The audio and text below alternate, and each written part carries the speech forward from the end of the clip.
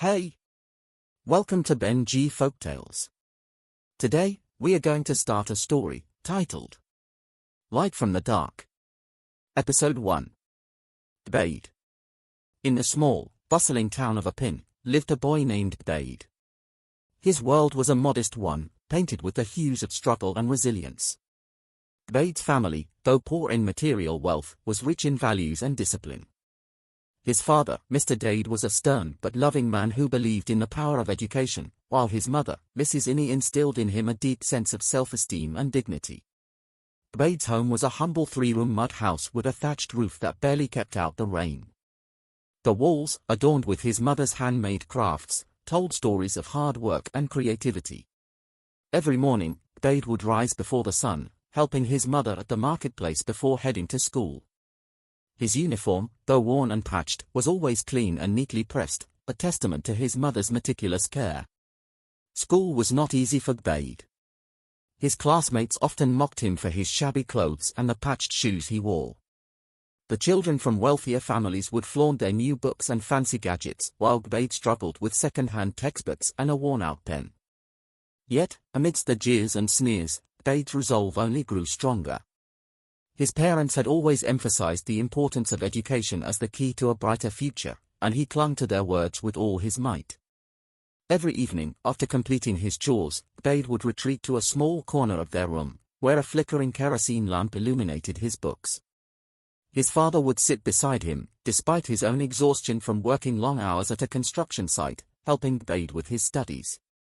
Mr. Gbade's voice, filled with both sternness and love, guided Gbade through the complexities of mathematics and the intricacies of science. Mrs. Gbade, too, played a crucial role in Gbade's education. She would tell him stories of great men and women who had risen from nothing, igniting a fire of ambition within him. "You are no less than anyone else, Gbade," she would say, her eyes shining with conviction. "Never let anyone make you feel inferior. Your worth is not determined by what you have, but by what you strive to become." As the final exams approached, the pressure intensified. Gbade's nights grew longer and his sleep became shorter. He could feel the weight of his parents' sacrifices on his shoulders, driving him to push harder. His father's health began to deteriorate from the relentless labor, and his mother's hands grew rougher from working extra hours at the market. The sight of their struggles fueled Gbade's determination to succeed. The examination period was a grueling one. Gbade poured every ounce of his being into his studies, battling fatigue and hunger. His classmates, who once mocked him, now watched in awe as Gbade's dedication became evident. There were nights when the kerosene lamp would run dry, and Gbade would continue studying by the dim moonlight that seeped through the cracks in their roof.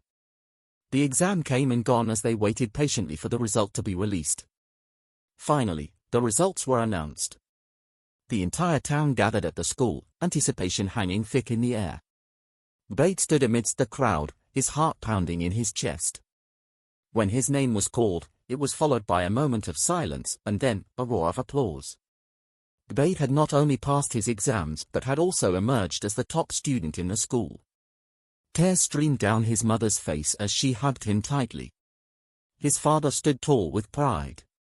The same classmates who had once ridiculed him now looked at him with admiration and respect. Gbade had defied the odds, proving that determination, hard work, and unwavering support could illuminate even the darkest paths.